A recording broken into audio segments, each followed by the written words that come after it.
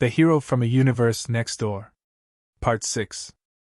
1 week had passed since the Battle of Varden. The scars of war were already beginning to fade. The monster army was gone. Merchants once again traveled safely along the roads. Children laughed in village squares instead of hiding behind locked doors. Across the kingdom, stories spread faster than the spring winds.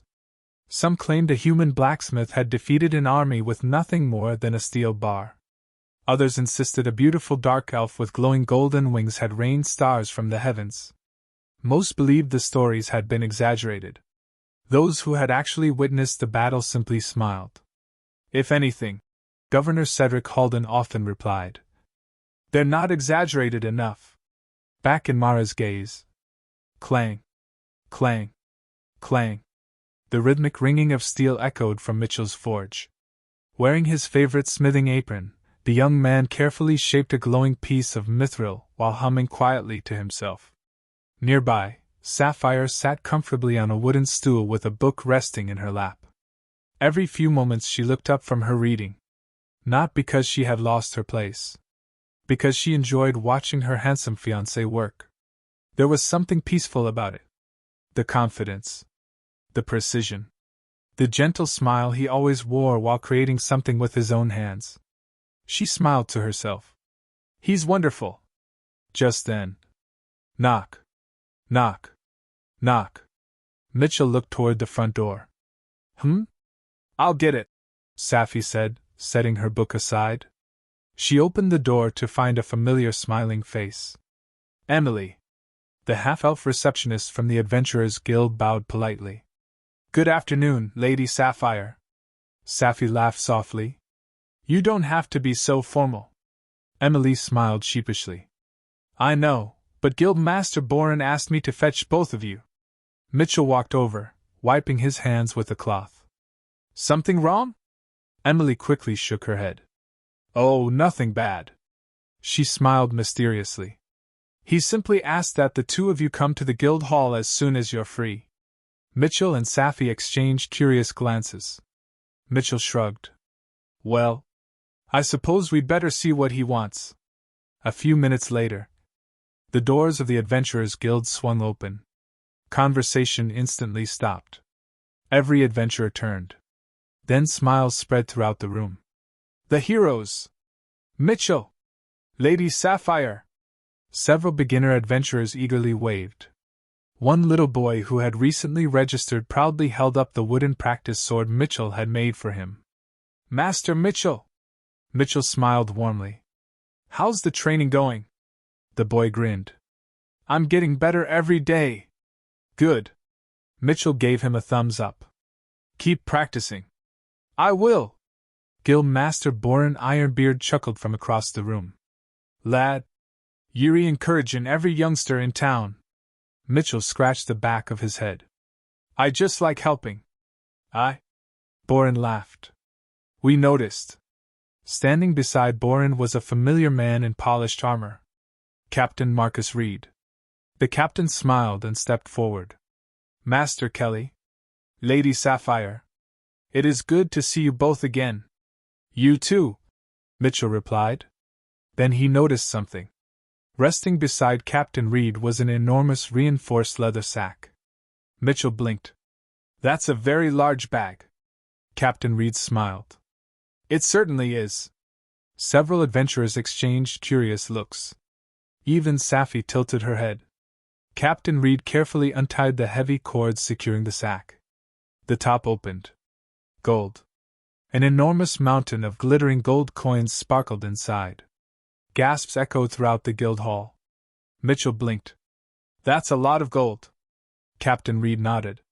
100,000 gold coins. Complete silence filled the room. Someone accidentally dropped a mug. Another adventurer quietly counted the number in his head before giving up. Captain Reed continued. Governor Cedric Halden wished to reward the heroes who saved Varden. The city treasury contributed. The noble families contributed. The merchant guilds contributed.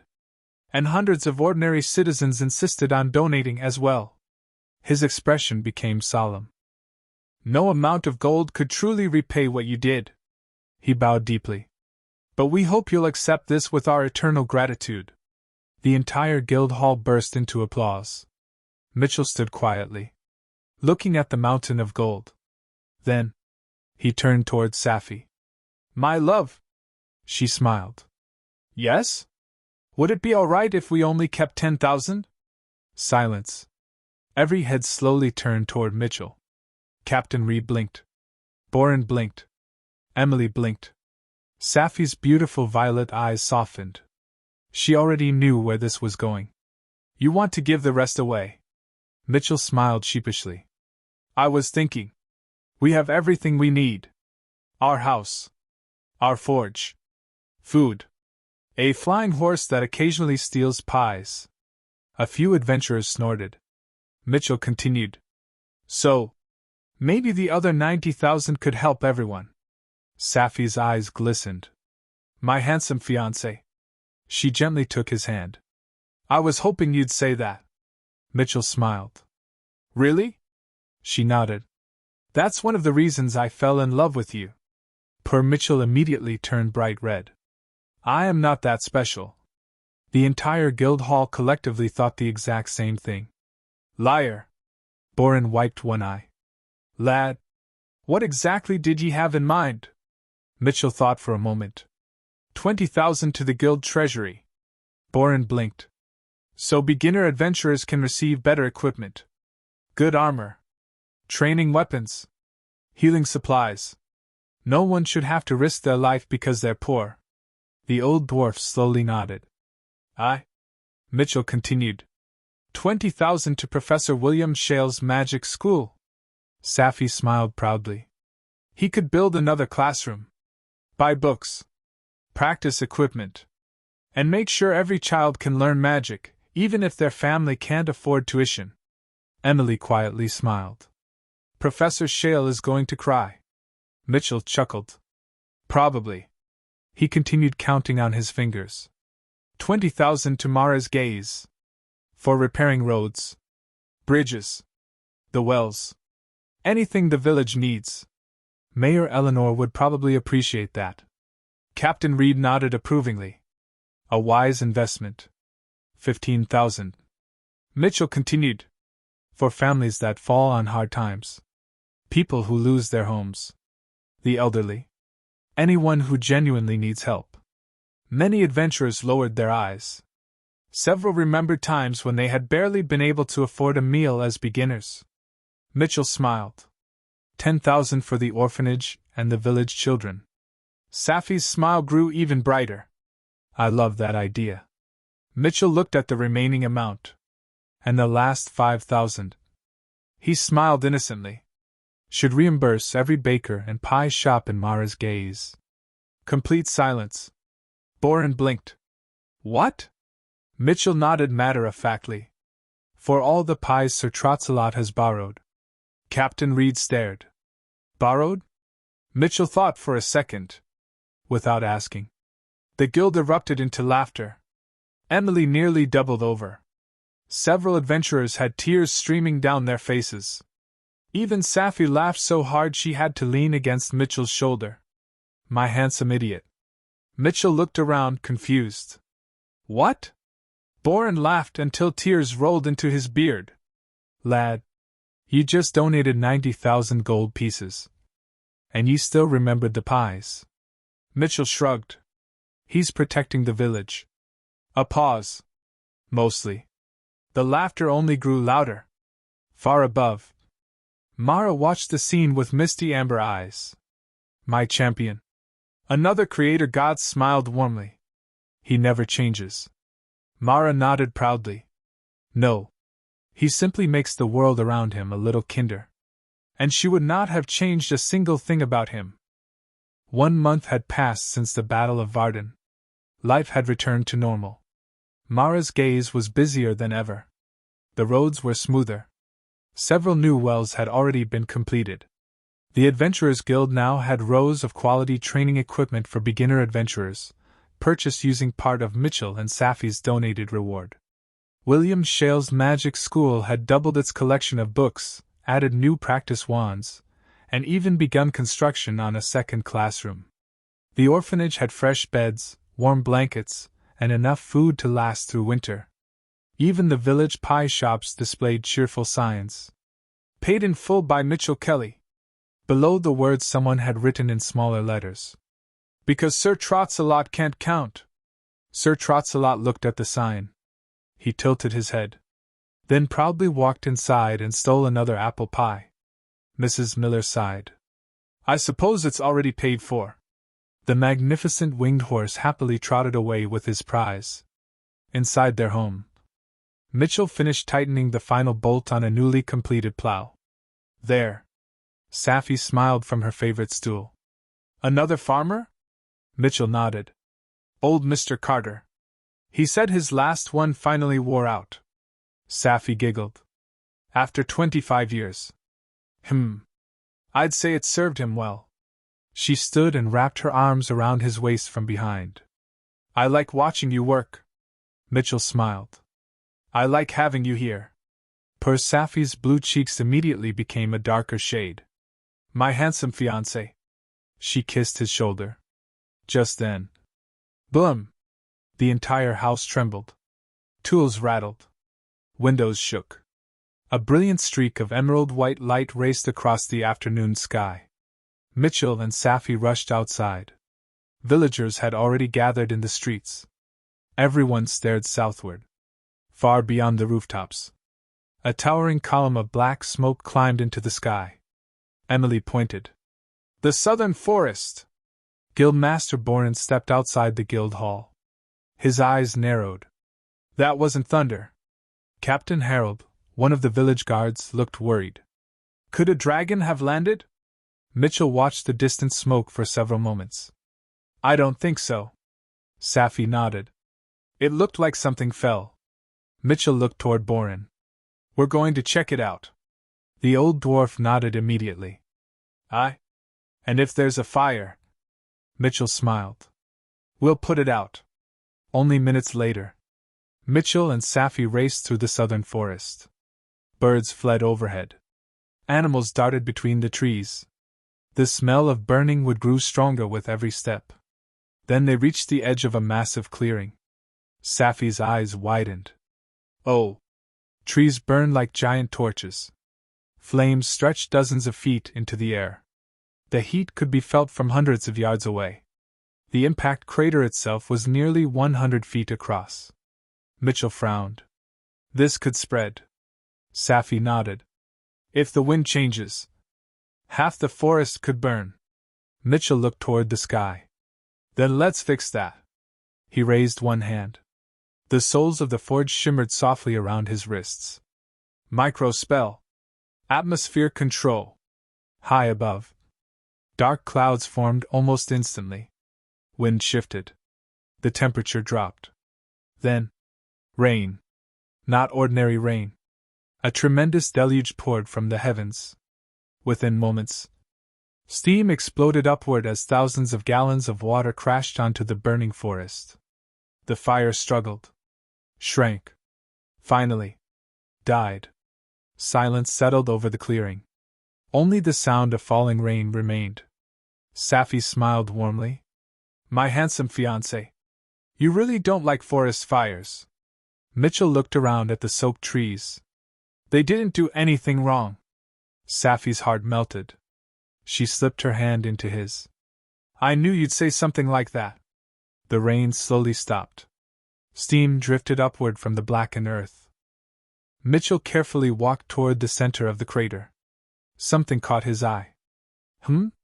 Half buried beneath shattered stone rested something unlike anything he had ever seen. It wasn't silver. It wasn't iron. It wasn't mithril. The strange metal appeared almost black. Yet tiny points of light sparkled beneath its surface, as though someone had trapped an entire night sky inside solid metal. Safi knelt beside him. What is it? Mitchell gently brushed away the remaining dirt. I have no idea. He tapped it gently with one knuckle. Ting! The clear ringing tone echoed across the clearing like the sound of crystal. Mitchell smiled. Pretty. Safi laughed. I don't think that's the proper scholarly description. He nodded thoughtfully. Probably not. He placed both hands beneath the enormous chunk. Without the slightest effort, he lifted it. The massive boulder easily weighed 300 pounds. To Mitchell, it might as well have been a sack of flour. Sci-Fi blinked. Still surprises me. Mitchell tilted his head. What does? You make impossible things look ordinary. Mitchell simply smiled. I think Professor Shale will know what this is. He opened the bag of infinity. The enormous metal vanished inside. Let's go ask. A short while later, William Shale looked up from a stack of magical journals as Mitchell and Sci-Fi entered his study. Good afternoon, children. Lillian smiled from her desk. Hello, my babies. Mitchell smiled.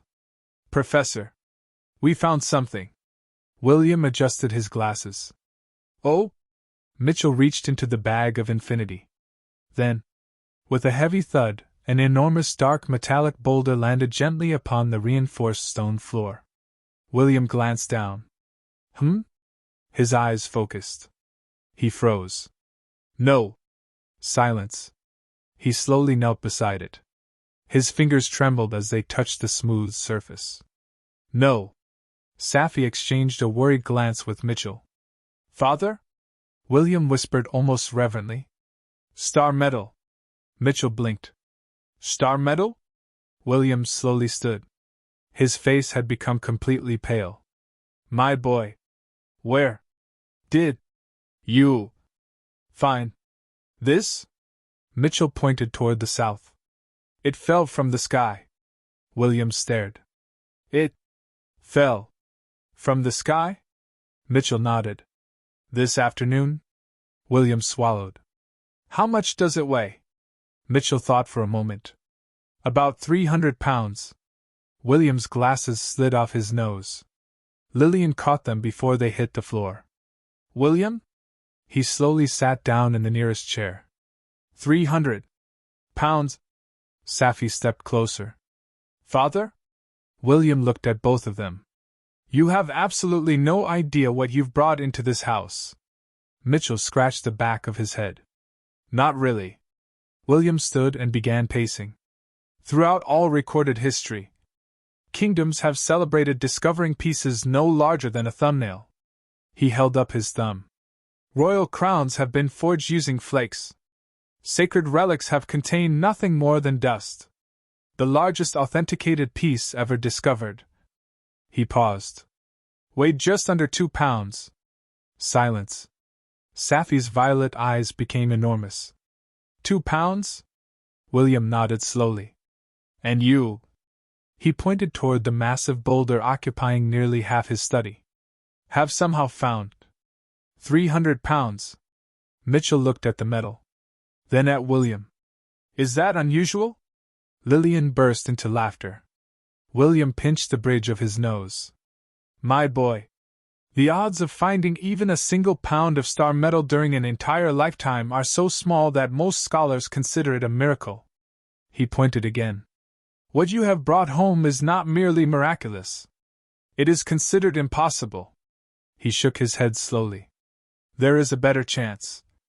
That tomorrow morning every mountain on our planet will mysteriously transform into flawless diamonds.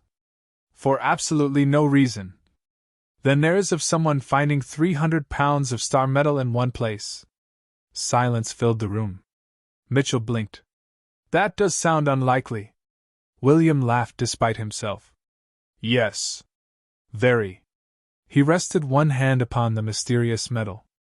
Star metal is the rarest forgeable metal known to our world. It is stronger than mithril. It channels enchantments more efficiently than any earthly metal. It never rusts. It resists magical corruption. And legends say that weapons forged from pure star metal can survive for tens of thousands of years. Sci-Fi slowly looked toward Mitchell. My handsome fiancé. I think Mara just gave you another impossible project. Far above, Mara smiled into her cup of tea.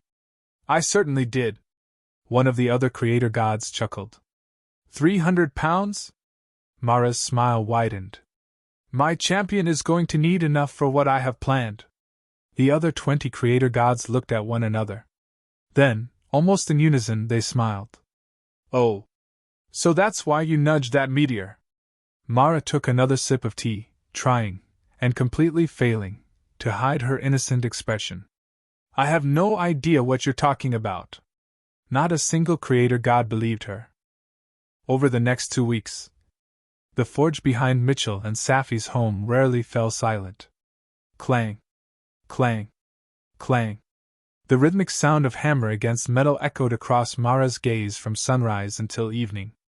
Every morning Mitchell walked into the forge carrying a notebook. Every evening he walked out with another page filled with observations. Star metal. It fascinated him. Not because it was valuable. Because it behaved unlike any metal he had ever worked. It almost seemed alive. Day 1. Mitchell carefully melted a small amount of purified mithril together with a shaving of star metal. The metals refused to blend. Instead, they separated into shimmering layers. Mitchell wrote in his notebook. Poor compatibility. Day 2. He tried again. This time with a hotter forge. The metals bonded. For exactly 12 seconds. Then the ingot cracked cleanly in half. He wrote another note. Too brittle. Day 3. Diamond dust. The alloy became incredibly hard. Unfortunately, it also shattered the very first time he struck it with a hammer. Another note. Hardness isn't everything. Day 4. He experimented with enchanted silver. The star metal absorbed the magic, then released it all at once. Boom! A puff of harmless blue smoke filled the forge. Mitchell blinked. Interesting.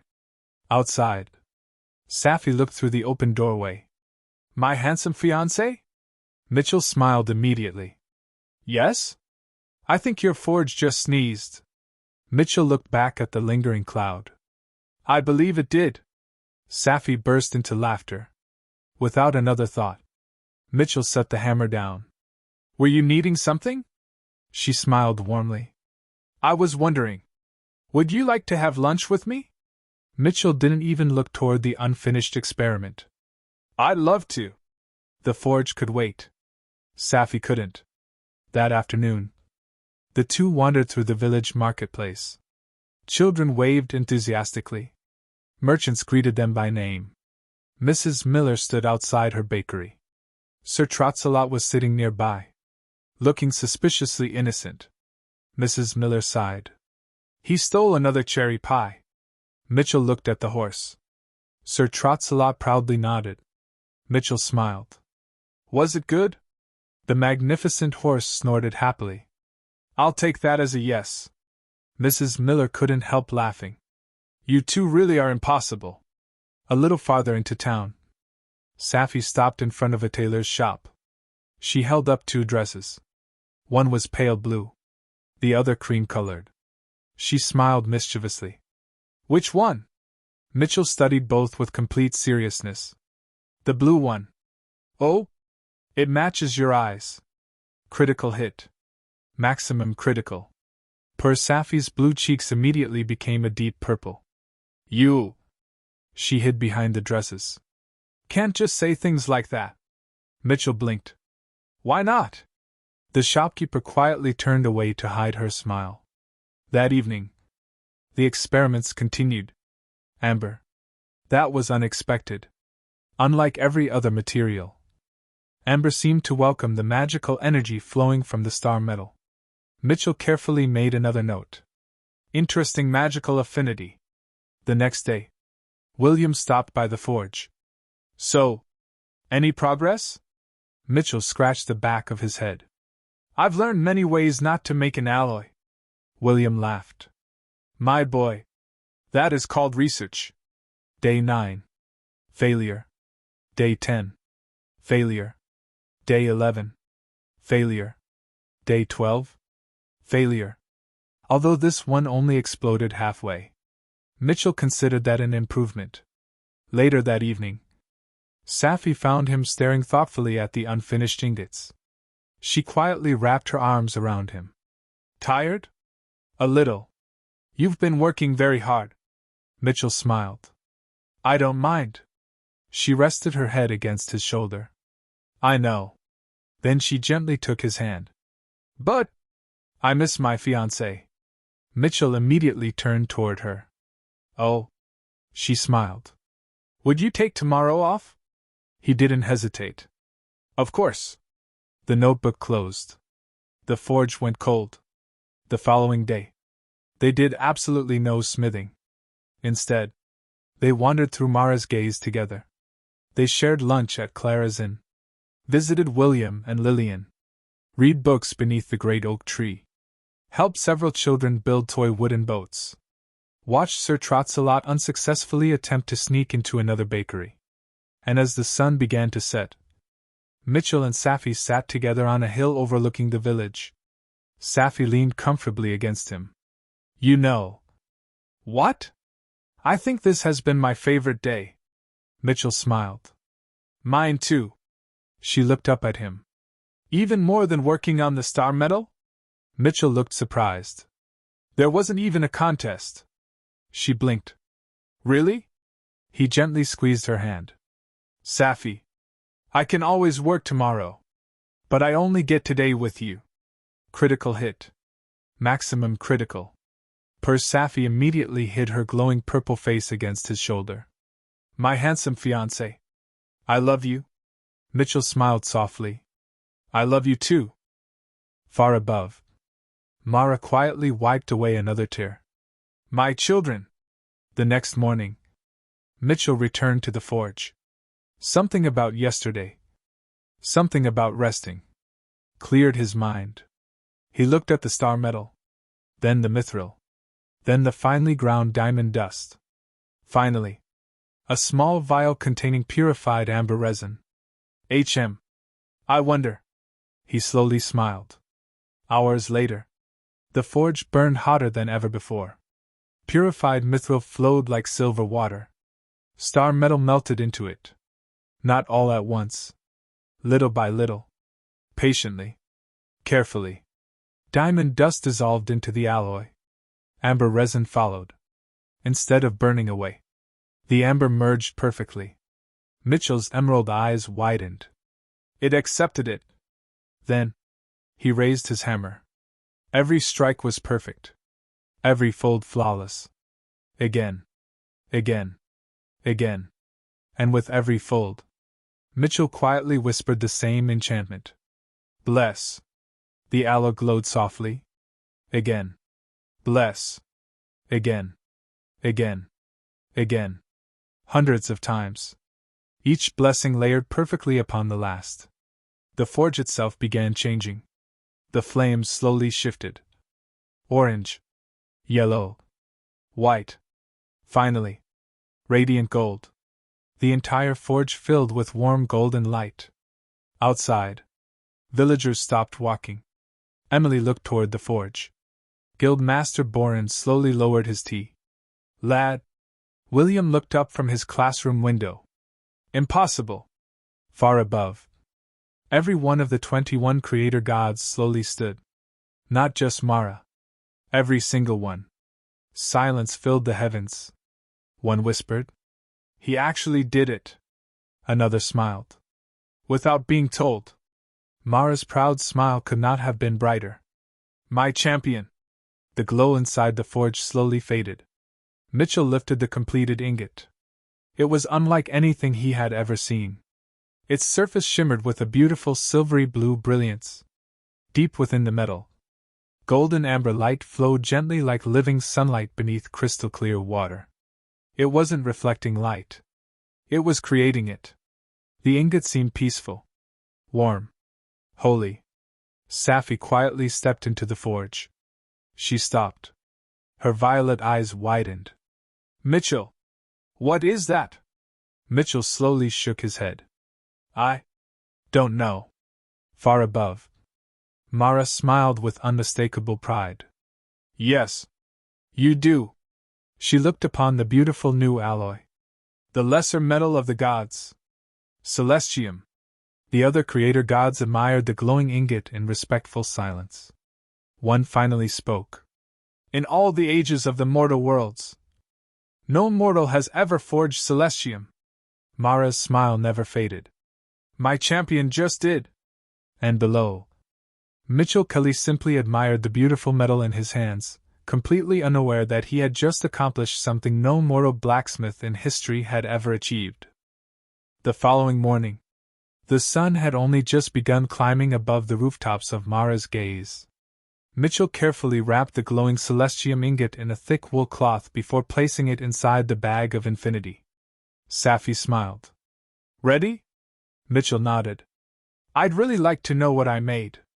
She giggled. So would I. The two walked hand in hand through the peaceful village. Villagers smiled as they passed.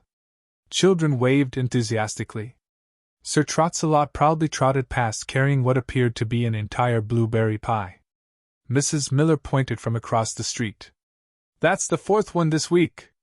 The magnificent winged horse simply snorted proudly and continued walking. Mitchell smiled. I think he likes blueberries. Sci-Fi laughed. I think he likes pie. A few minutes later, William Shale looked up from his desk as the front door opened. My children! Lillian smiled from the kitchen. My babies! Sci-Fi hugged her mother. Mitchell smiled. Good morning, Mother. Good morning, Professor. William adjusted his glasses. What brings you here this early? Mitchell smiled. I finished experimenting with the star metal. William's eyebrows rose. Oh? Mitchell reached into the bag of infinity. A moment later, a beautifully wrapped bundle rested upon William's study table. Mitchell carefully unfolded the cloth. The room immediately filled with a warm golden glow. William froze. Oh! The silvery blue ingot almost appeared alive. Golden amber light slowly flowed beneath its polished surface like liquid sunlight. Even Lillian stopped moving. My! It's beautiful. Mitchell smiled. I was hoping you could identify it. William nodded confidently. Of course. He reached for his staff. This won't take long. He raised the staff. Golden runes surrounded the ingot. Identify. Normally, the spell required less than a second. This time, nothing happened. William blinked. Strange. The runes continued circling the ingot. 10 seconds passed. 20. 30. William frowned. I've never seen this before. Sci-Fi looked at her father. Is something wrong? I don't know. The spell is still working. Mitchell scratched the back of his head. I didn't know Identify could take this long. William quietly admitted. Neither did I. 45 seconds. The glowing runes suddenly multiplied. 1 circle became 10. 10 became 100. Soon thousands of ancient magical symbols revolved around the ingot. William's eyes widened. Impossible! His spellbook suddenly flew open on the desk. Blank pages began filling themselves with writing. One page. Then another. Then another. Golden ink appeared from nowhere. Lillian whispered. William! He never looked away. The spell is updating itself. Mitchell blinked. Did I break magic? William actually laughed. No. He watched another page fill itself.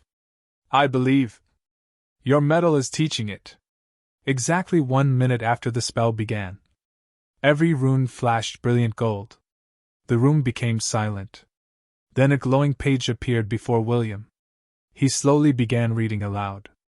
Unknown material. Status. Previously unrecorded. Classification.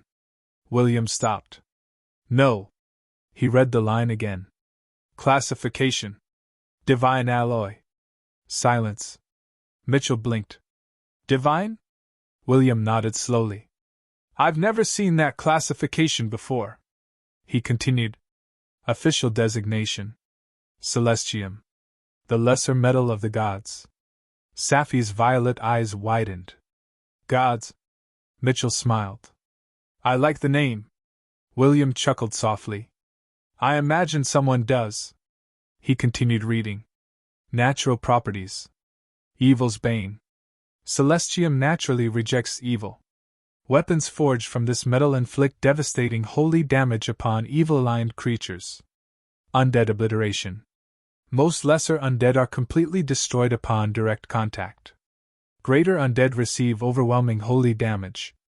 Ghosts, wraiths, and similar incorporeal undead cannot maintain their form while touching Celestium. Living holy light. Celestium continuously radiates gentle divine energy. Effects upon good-hearted beings. Accelerates healing. Reduces fatigue. Strengthens courage. Gradually purifies magical corruption. Effects upon evil creatures. Causes continuous holy burns. Weakens dark magic. Slows regeneration. Inflicts increasing pain the longer they remain nearby. Perfect divine conductor. William paused again. Interesting. He continued. Celestium accepts enchantments more efficiently than star metal. He frowned. Estimated maximum enchantment capacity. His eyes widened. Unknown. Silence. Mitchell scratched the back of his head. Is unknown good? Williams slowly lowered the page. My boy. Unknown means the spell cannot find a limit. Sci-Fi quietly smiled. My handsome fiancé. You've surpassed star metal. Mitchell blinked. I did. You certainly appear to have. William continued reading. Then he stopped. The remaining text was blurred. Almost hidden. He blinked. What? He immediately cast Identify again. The same blurred lines remained. He strengthened the spell. Nothing changed. He strengthened it further. Still. Nothing. William slowly lowered his staff. I cannot read the rest. Mitchell looked surprised. The spell failed? William slowly shook his head. No. It succeeded. He looked at the glowing ingot. I believe the metal itself is refusing to reveal everything. Silence filled the room. Sci-Fi tilted her head. Can a metal do that? William smiled. Yesterday, I would have said absolutely not. He chuckled softly. Today, I honestly don't know anymore. He slowly walked around the ingot, studying every angle, thinking. Several long moments passed before he finally spoke. My boy, I don't believe you simply discovered this alloy. Mitchell looked up. What do you mean? William folded his hands behind his back. I believe you were meant to create it. Silence. Divine magic rarely creates solutions before problems. He looked directly into Mitchell's emerald green eyes.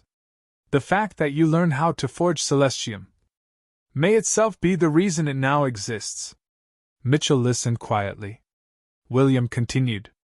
I cannot see the future, but I have studied magic for over 30 years. My instincts tell me something is coming. Sci-Fi looked toward her father. You think another war? William slowly shook his head. No. My heart tells me something far greater. He gently rested one hand upon the glowing ingot. And when that day comes, I believe ordinary metals will no longer be enough. The room became quiet. Even Mitchell found himself thoughtfully looking at the beautiful silvery blue ingot. Far above, the 21 creator gods watched in silence. One smiled. He understood. Another nodded. He doesn't know what is coming, but he sensed it. Mara smiled proudly. William Shale has always been one of the wisest scholars among the mortal races. She looked lovingly toward Mitchell and Sci-Fi below. My champion. My daughter. You've taken the first step. Her amber eyes glowed softly. And one day, when the darkness that even legends have forgotten finally awakens, you will understand why Celestium had to be born. The other creator gods quietly nodded. The future remained hidden. But for the first time, the mortal world possessed a metal worthy of facing it. 3 months had passed since the creation of Celestium. Life in Mara's gaze was peaceful. Mitchell continued improving his forge. Sci-Fi continued helping the Adventurers Guild whenever her unique talents were needed. Most days, however, They simply enjoyed being together. One bright spring morning, a knock echoed through the front door.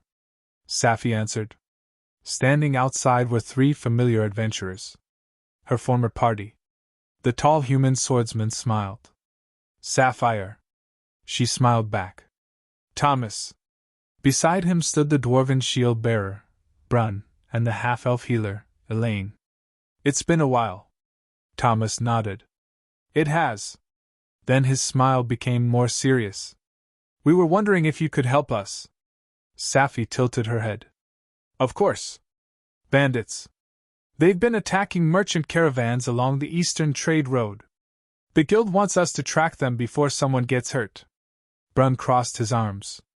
And nobody tracks better than you. Elaine smiled. We were hoping you'd come. Sci-Fi's ears perked happily. I'd love to. She turned toward the workshop. My handsome fiancé? Mitchell stepped out of the forge, wiping his hands on a cloth. Yes? My old party needs some help tracking bandits. Mitchell smiled. Sounds important. It is. He walked over and gently kissed her forehead. Be careful. She smiled warmly. I always am. Mitchell laughed softly. I know. She wrapped her arms around him for a brief hug. I shouldn't be more than a few hours.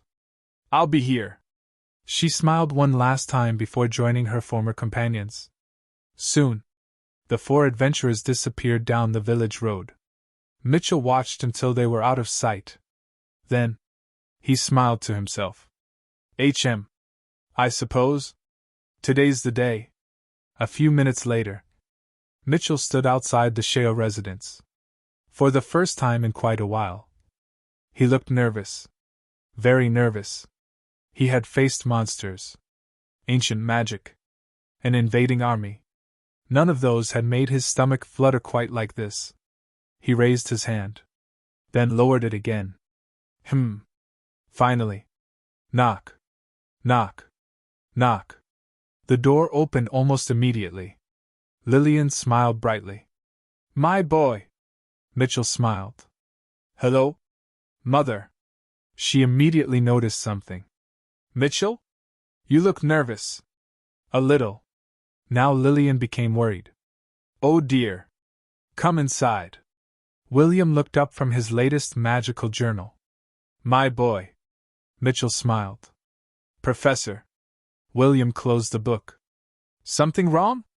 Mitchell quickly shook his head. No. Actually.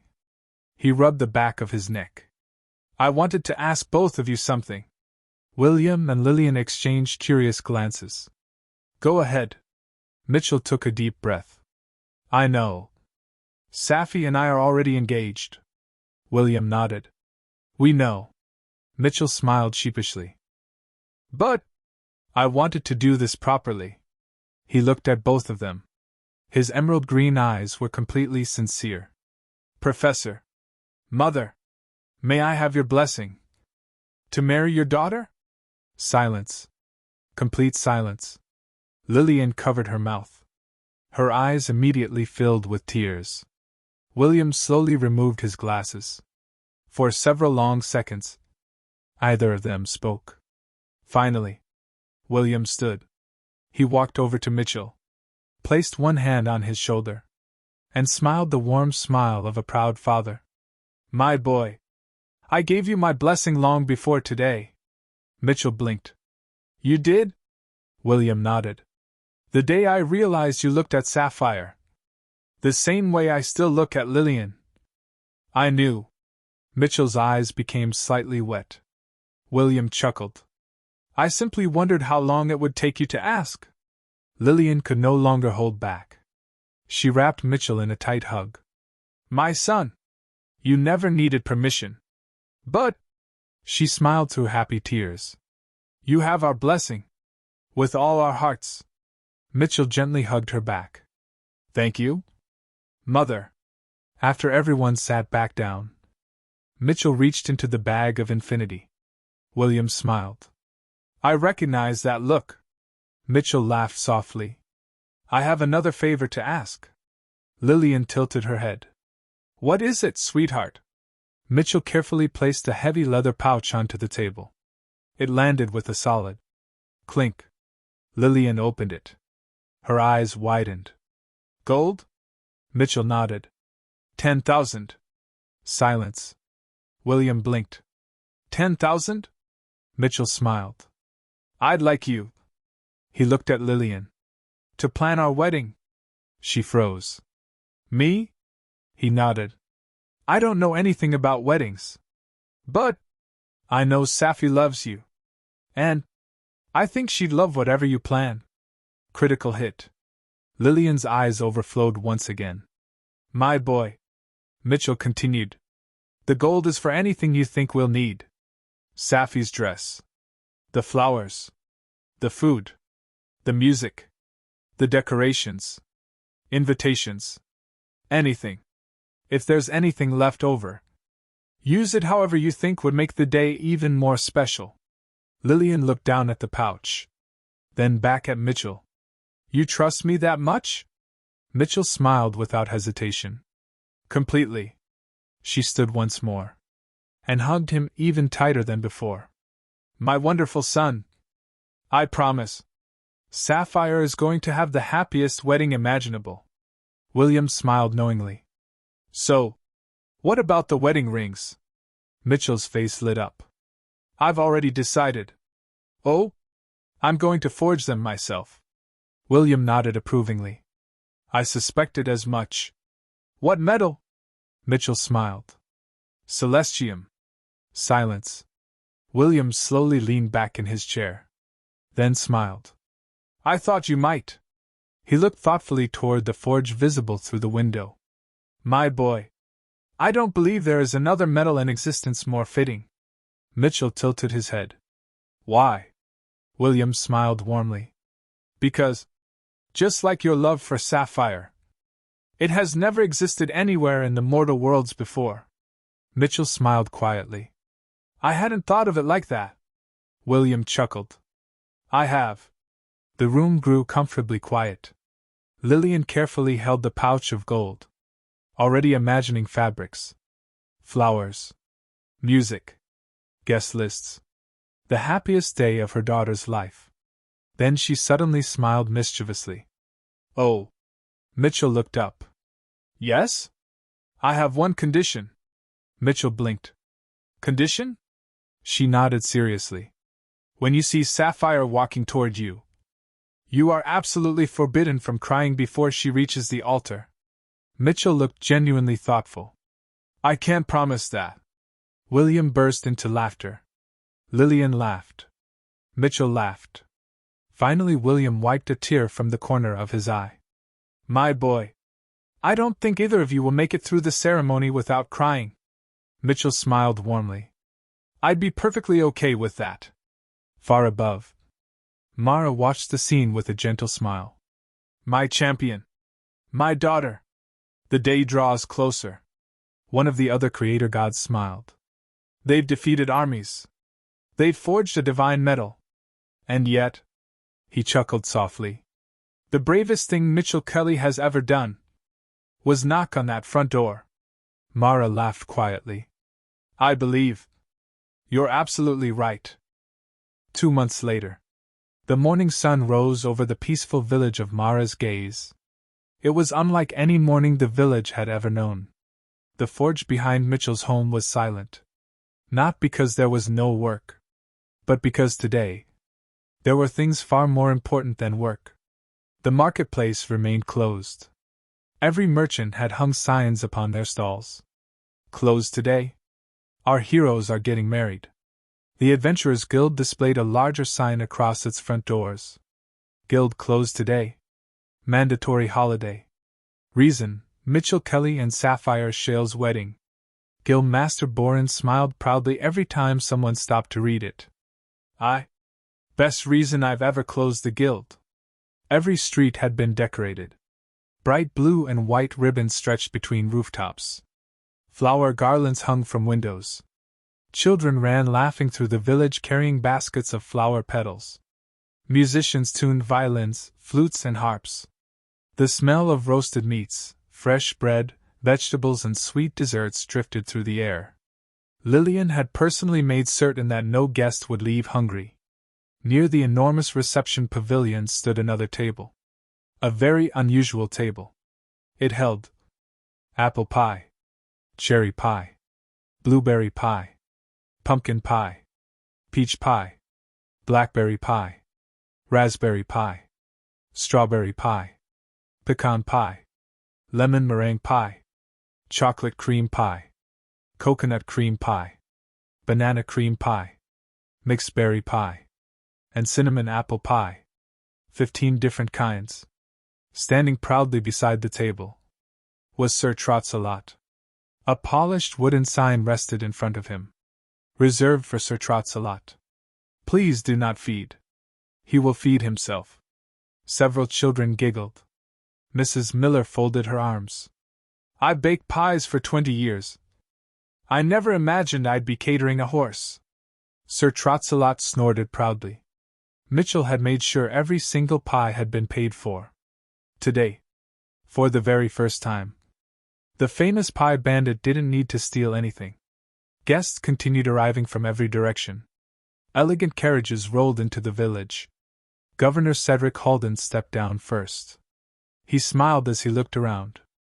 They've transformed the entire village. Captain Marcus Reed climbed out beside him. I told you. They're loved everywhere they go. General Vale adjusted his formal uniform.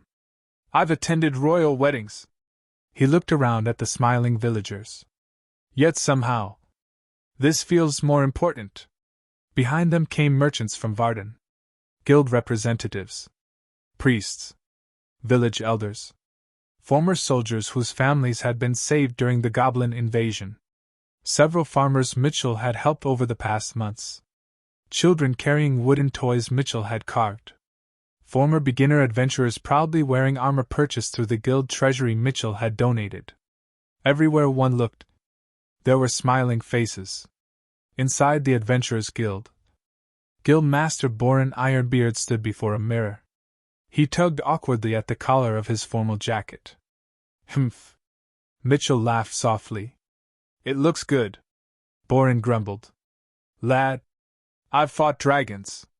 I've stood before lich kings. I've even argued with tax collectors. He sighed dramatically. But these clothes, they're trying to kill me.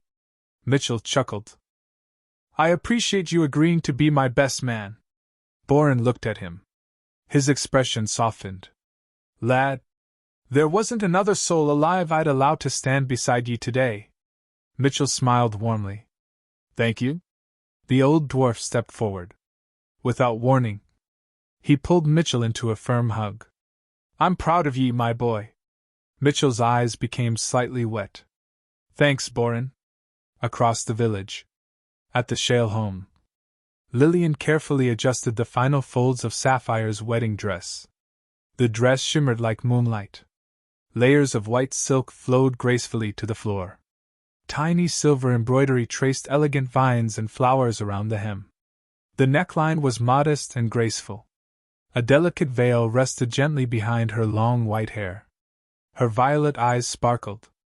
Emily stepped back first. Wow!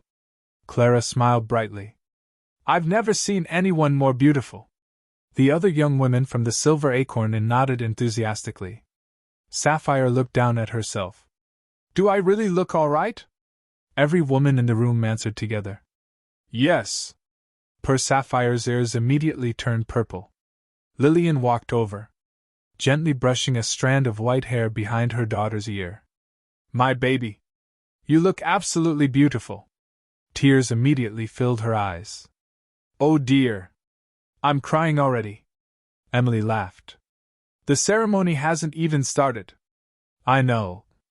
I can't help it. Everyone laughed together. William quietly stood near the window, looking outside, trying very hard not to cry. He failed.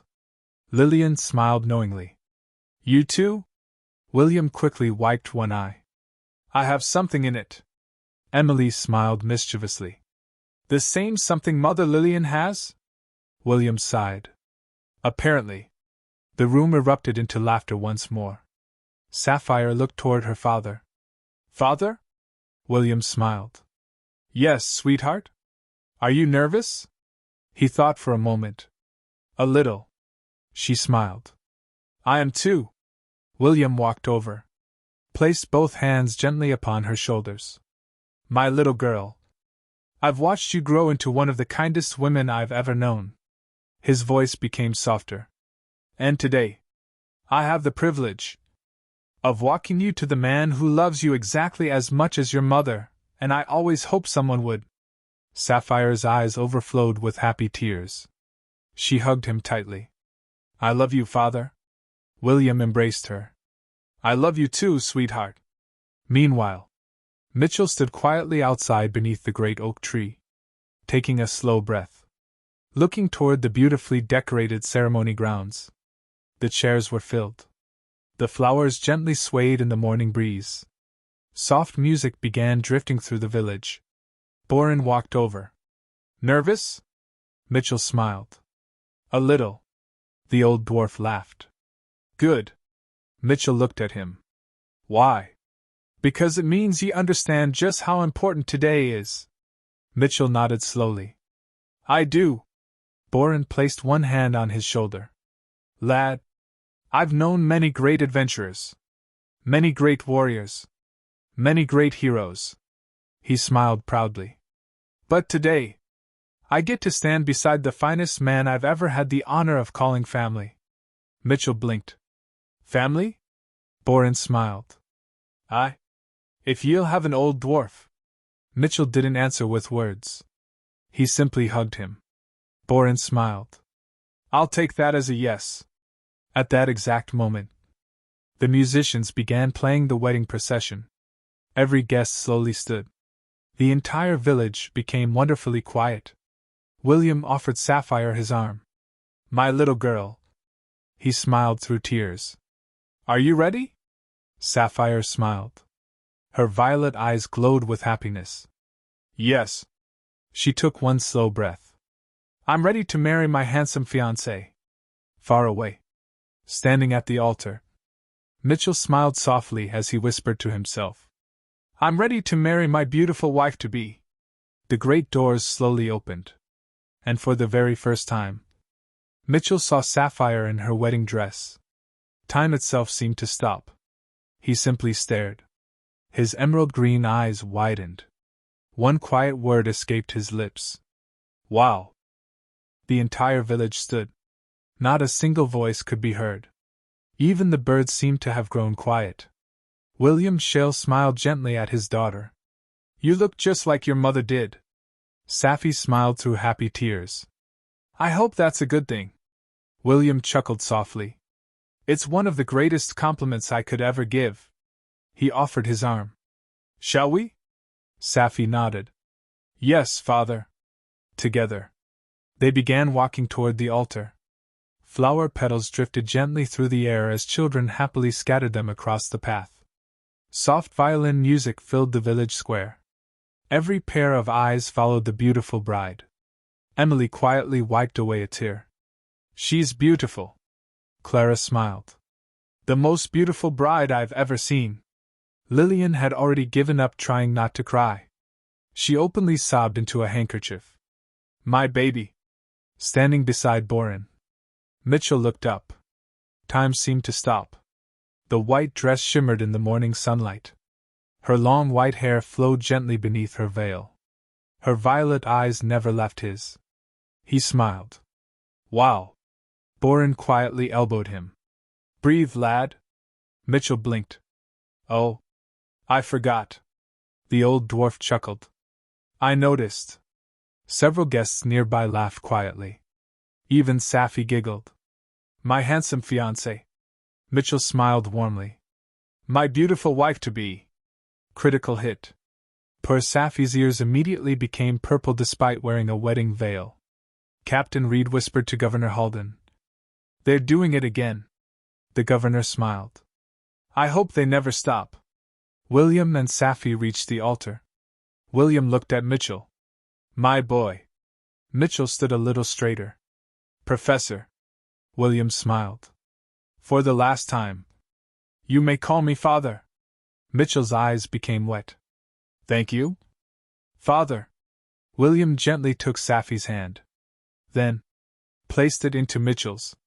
I've trusted you with my daughter for a long time. He smiled proudly. Today, I simply make it official. Mitchell nodded. I'll spend the rest of my life making sure she's smiling. William looked at him for several seconds. Then nodded. I know you will. He quietly stepped back. Lillian somehow cried even harder. The village priest smiled warmly. My friends, we gather here today, not merely to witness a wedding. He looked toward the guests. We gather to celebrate two people who have shown this world that true strength comes from kindness. He smiled toward Mitchell, a humble blacksmith. Then toward Safi, a compassionate ranger.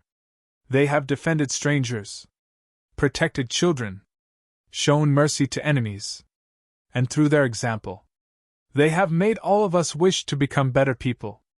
The village remained perfectly silent. Several guests quietly wiped away tears. The priest smiled. Mitchell Kelly, do you have vows prepared? Mitchell looked surprised. I was supposed to write them? Everyone laughed. Even the priest. I had a feeling you might ask that. Mitchell scratched the back of his neck. Can I just speak from the heart? I believe that would be perfect. Mitchell turned toward Safi. He gently held both of her hands. His voice was quiet, completely sincere. Safi, the first day I met you, I thought, she's beautiful. Poor Safi immediately turned bright purple. Mitchell continued, but then, I learned something. You're even more beautiful inside. You care about children. You help strangers. You always believe people deserve another chance. You make me laugh. You make every place feel like home. He smiled softly. I don't know what tomorrow will bring, but I do know one thing. He gently squeezed her hands. No matter where life takes us, I'll walk beside you. I'll protect you. I'll laugh with you. I'll cry with you. I'll grow old with you. My beautiful wife-to-be. I promise to love you. For every day the gods grant me. Silence. Absolute silence. Even the wind seemed to stop. Safi was openly crying. So, that's what you've been keeping inside. Mitchell blinked. Was that okay? The entire village answered at once. Yes. Poor Mitchell immediately blushed. The priest smiled. Lady Sapphire? She laughed softly through her tears. I don't think I can top that. Everyone chuckled. She looked directly into Mitchell's emerald eyes. My handsome fiancé. When I first met you, I thought, this human walks like he's hiding something. The guests laughed. Mitchell smiled sheepishly. I was. I know. She smiled lovingly. But what you were hiding was the biggest heart I've ever known. You never look down on anyone. You never boast. You never seek praise. You see good in people, even when they don't see it in themselves. She gently touched his cheek. You've taught me that being loved is the safest feeling in the world. My handsome fiancé, I promise that no matter what adventures await us, I'll always be beside you. I'll always believe in you. I'll always come home to you. And, she smiled mischievously, I'll spend the rest of my life reminding you just how handsome you are. The entire village burst into laughter. Mitchell blushed. I'm really not. Yes, you are. She kissed his forehead. Accept it. Boren laughed so hard tears rolled into his beard. Lad, Yvi lost that argument forever. The priest smiled warmly. The rings. Mitchell reached into a small velvet box. Inside rested two perfectly polished celestium rings. They shimmered with a silvery blue brilliance. Soft golden light flowed beneath their surfaces. Gasps spread throughout the crowd. William whispered, Beautiful. Mitchell gently slid the smaller ring onto Safi's finger. My beautiful wife. I love you. Sci-Fi smiled through tears as she placed the second ring upon Mitchell's finger. My handsome husband. I love you too. Far above. Mara quietly wiped away another tear. They're ready. The other creator gods smiled. They truly are. The priest looked at the smiling couple. By the authority entrusted to me, and before our families, our friends, and the creator gods themselves, I now pronounce you husband and wife. He smiled broadly. You may kiss your bride. Mitchell didn't hesitate. He gently cupped Sci-Fi's face. She smiled. Then, they shared a long, gentle kiss. The village erupted into thunderous applause. Children cheered. The guild members whistled. Captain Reed applauded until his hands hurt. Governor Halden laughed joyfully. William hugged Lillian as both cried openly. Boren wiped away another tear. My boy. My girl. Congratulations. At the reception, Sir Trotsalot proudly stood before his pie table. He looked at Mitchell. Mitchell smiled. They're all yours. The magnificent winged horse happily snorted. Then immediately began eating pie number 1. Mrs. Miller laughed. For once, I'm actually happy to watch him eat them. The celebration continued long into the evening. There was dancing, laughter, music, stories, and more smiles than anyone could count. As the stars appeared overhead, Mitchell quietly wrapped one arm around Sci-Fi. She leaned against him. My handsome husband. He smiled. My beautiful wife. She looked up at him. Happy? He kissed her forehead. Happier than I ever imagined possible. Far above, Mara smiled down upon her champion and her daughter. My children. You've earned this happiness. And may it last. For all the years to come. The 21 creator gods raised their cups in a quiet toast. To love. To kindness. And to the beginning of a new chapter in the lives of Mitchell and Sapphire Kelly. Several peaceful weeks had passed since Mitchell and Sci-Fi's wedding. Mara's gaze had settled back into its familiar rhythm. The forge rang with its steady music. Clang. Clang. Clang. Mitchell smiled as he carefully polished the last of his newest creations. Perfect. Sci-Fi peeked through the forge doorway. My handsome husband? Mitchell looked up and smiled. My beautiful wife. She giggled. I still love hearing that. He chuckled. I have something I'd like to do today. Oh? I'd like to visit Mother and Father. Sci-Fi smiled warmly. I think they'd love that.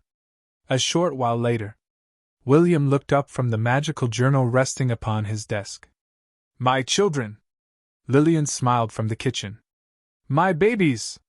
Sci-Fi immediately hugged her mother. Mitchell smiled. Good afternoon, Mother. Good afternoon, Father. William smiled. It is always good to see you both. Mitchell shifted slightly. I actually brought something. William chuckled. I had a feeling.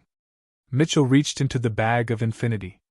He carefully withdrew a long object wrapped in dark blue cloth. He gently placed it upon the study table. William adjusted his glasses. May I? Mitchell smiled. Of course. William slowly unfolded the cloth. The room became silent. Resting upon the table was the most beautiful staff William had ever seen. Its shaft was forged entirely from polished star metal. Smooth, elegant, perfectly balanced. Above the tip, a perfectly spherical piece of glowing celestium floated effortlessly. It wasn't attached. It simply hovered. Around the celestium, 21 flawless amber gemstones slowly circled in perfect harmony. Each gemstone glowed softly, like tiny stars orbiting a miniature sun. Lillian whispered, William. He couldn't answer. He simply stared. Sci-Fi smiled proudly. My handsome husband. It's beautiful. Mitchell scratched the back of his head. I hoped Father would like it.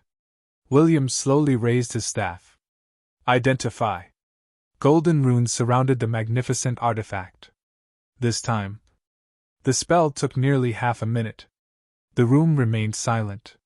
Finally, the glowing words appeared. William began reading aloud. Creator's Staff. Classification: Divine Artifact. Owner: William Shale. William blinked. Owner? He looked toward Mitchell.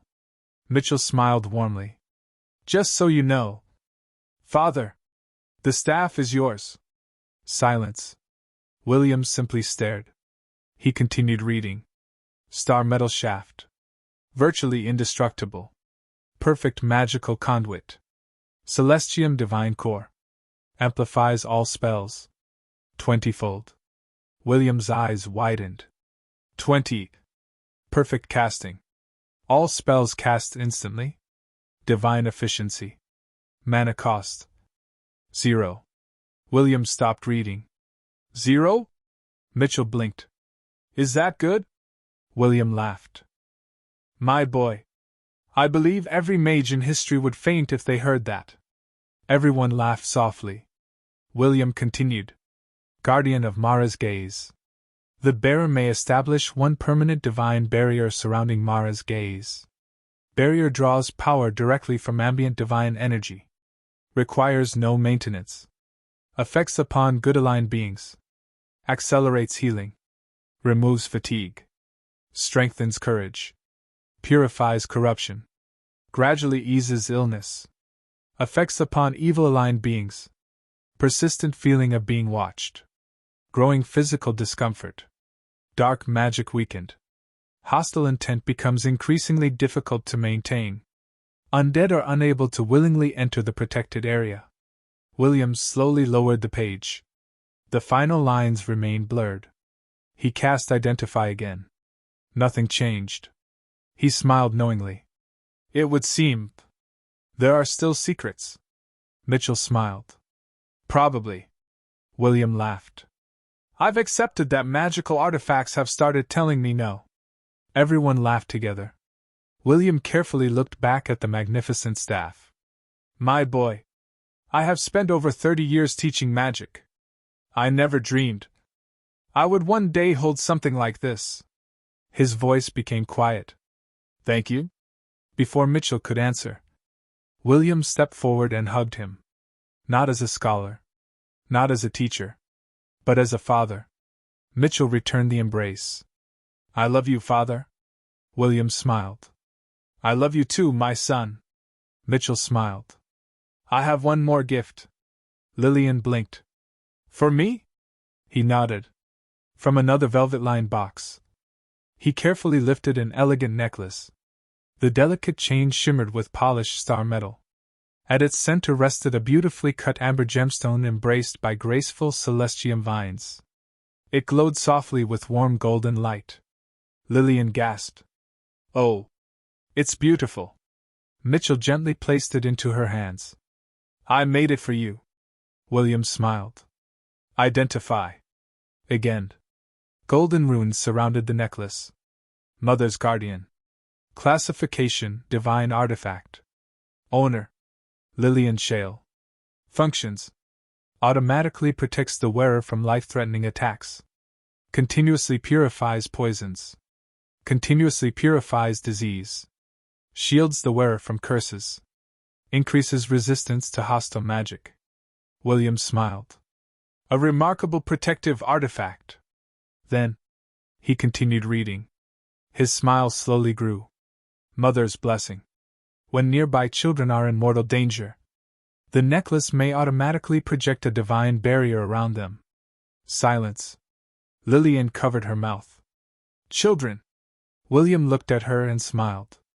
It knows exactly who you are. Happy tears immediately filled her eyes. Mitchell smiled softly. You've spent your whole life protecting children. I thought your necklace should help you keep doing that. Lillian could no longer hold back. She embraced Mitchell tightly. My wonderful boy. You've always thought of everyone else first. Mitchell hugged her back. You've always treated me like your son. His voice became quieter. So, I wanted to make sure nothing ever happened to my mother. For a long moment, nobody spoke. William quietly wiped away a tear. Sci-Fi smiled through glistening violet eyes. My handsome husband. You keep finding new ways to make me fall in love with you. Mitchell smiled at her. My beautiful wife. She walked over and gently slipped her hand into his. I couldn't be prouder of you. Far above, Mara watched from her divine forge. Her amber eyes shimmered warmly. My champion. My daughter. My children. One of the creator gods smiled. He never creates greatness for himself. Mara nodded proudly. No. He creates it. For the people he loves. The 21 creator gods quietly watched as laughter filled the shale home. Not because legendary artifacts had been created, but because a son had given gifts to his parents. And to Mara. There was no finer reason to use the gifts she had entrusted to Mitchell Kelly. That night, Mara's gaze slept peacefully. The lights inside the homes had long since faded. Only the gentle glow of the moon illuminated the quiet village. Inside their home, Mitchell and Sci-Fi slept peacefully together. Her head rested comfortably upon his shoulder. Their hands remained gently intertwined. Outside, a soft summer breeze drifted through the open bedroom window. Then, everything changed. My handsome husband. My beautiful wife. Mitchell slowly opened his eyes. He blinked. Their bedroom had disappeared. Instead, he stood upon warm polished stone. The rhythmic ringing of hammers echoed softly through the distance. The comforting warmth of countless divine forges surrounded him. He smiled. Mother's forge. A familiar voice spoke nearby. My handsome husband? Mitchell turned. Sci-Fi stood only a few steps away. She looked around in amazement. We're dreaming? I think so. A warm laugh echoed through the great forge. It's a little more than a dream. Both turned together. Standing beside her great anvil was Mara. Her long golden braid rested over one shoulder. Her leather smithing apron was lightly dusted with glowing metal flakes. Her amber eyes shone with warmth. Sci-Fi immediately smiled. Mother! She hurried across the forge. Mara laughed as she embraced her tightly. My daughter! Mitchell smiled warmly. Good evening, Mother! Mara smiled proudly. I'm very proud of you. Mitchell scratched the back of his head. I'm still getting used to saying that. Sci-Fi giggled. I think it suits you. Mara laughed softly. I believe so too. For a while, the three simply walked together. They passed enormous divine anvils. Countless masterpieces rested upon ancient workbenches. Some appeared older than stars. Others looked newly completed. Mitchell looked around in wonder. I don't think I'll ever get tired of seeing this place. Mara smiled. Neither have I. Sci-Fi looked toward one particularly beautiful forge. Do all the creator gods come here? Mara nodded. Quite often. They enjoy watching me work. Mitchell smiled. I can understand why. Eventually, Mara stopped before a quiet forge whose flames burned with a peaceful golden white light. She turned toward them. There is something I wish to tell you. Mitchell and Sci-Fi immediately gave her their full attention. Mara smiled gently. My children! The day I brought Mitchell into this universe. She looked toward him. And the day I adopted Sapphire. I did something that no creator god had ever done before. Sci-Fi tilted her head. What was it? Mara's smile became wonderfully gentle. I adopted two mortals. Silence. In all the ages of creation, you are the first. Mitchell looked surprised. The first? Mara nodded. The very first. My son. My daughter. There has never been another. Sci-Fi's eyes filled with emotion. We're really your children? Mara stepped forward. She gently placed one hand upon Mitchell's shoulder, the other upon Sci-Fi's. I have never thought of you as anything else. The forge became wonderfully quiet. Then Mara spoke once more. There is another reason I invited you here. Mitchell listened carefully. You have both wondered how long your lives will be. Sci-Fi nodded. I know my people normally live for around 700 years. Mara smiled. That was once true. She gently squeezed Sci-Fi's hand. But you are no longer simply one of your people. You are my daughter. Then Mara looked toward Mitchell. My son. The day I brought you into this universe, I blessed you. Mitchell nodded. I remember. Mara smiled. There was one part of that blessing I chose not to tell you. Mitchell blinked. There was? She nodded. Yes. Her amber eyes glowed softly. My blessing made you immortal. Silence. Complete silence. Mitchell quietly asked. Immortal? Mara nodded. And now? She smiled at Sci-Fi. Because you are husband and wife. That blessing belongs to both of you. Sci-Fi looked completely stunned. Me too? Mara nodded. My daughter. Yes. She smiled lovingly. There is something else you should know. My blessing did more than bind your souls to mine. It also perfected your mortal bodies. Mitchell tilted his head. Perfected? Mara nodded. The day I brought you here, Mitchell, your body reached the healthiest and strongest state it could naturally achieve. She turned towards Sci-Fi. And when I adopted you, that same blessing quietly became yours. Sci-Fi looked at her hands. So, what does that mean? Mara smiled warmly. It means neither of you will ever grow old. Silence settled over the forge once again. Mitchell blinked. Never? Mara gently shook her head. No. You will never know the frailty of old age. Your strength will never fade. Your eyesight will never weaken. Your hearts will never tire from the passing of centuries. Your hair will never gray. Your bodies will forever remain at the age and health you possess today. Sci-Fi slowly looked toward Mitchell. We'll always look like this. Mara smiled. Yes. I rather like the two of you exactly as you are. Mitchell chuckled. So do I. Sci-Fi smiled mischievously. My handsome husband. I suppose you'll never have wrinkles. Mitchell grinned. My beautiful wife. Neither will you. Poor Sci-Fi's ears immediately turned a deep shade of purple. Even Mara laughed. My children. I have watched worlds rise and fall. I have seen mountains become oceans. I have watched stars be born. Her expression softened. I wanted you to have all the time in creation. To love one another. Mitchell slowly spoke. So, we can never die.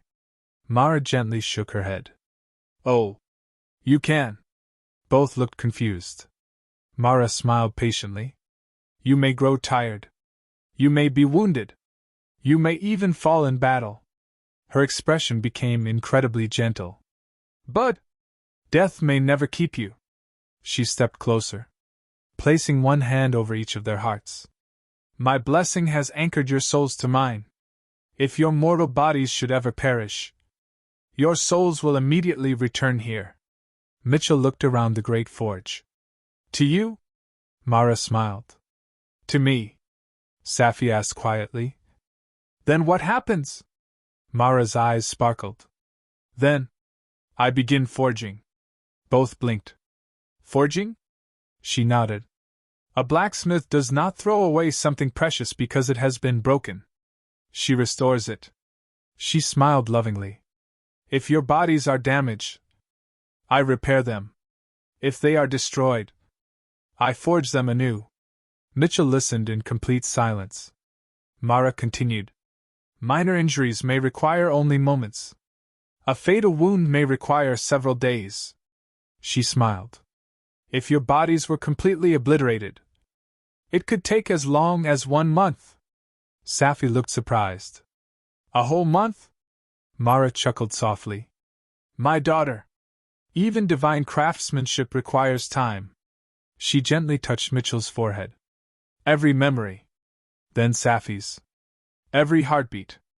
Every laugh. Every scar. Every dream. Nothing is forgotten. Nothing is lost. I rebuild you exactly as you were. Mitchell smiled quietly. So, we aren't immortal because we can't die. Mara's proud smile warmed the entire forge. No. You are immortal. Because I will never allow death to keep you. Safi's eyes overflowed with happy tears. So, we'll never truly lose one another? Mara gently brushed away one of her tears. Never. As long as I exist. Your souls will always find their way home. And when your new bodies are ready, I will return you to one another. For a long time, neither Mitchell nor Safi spoke.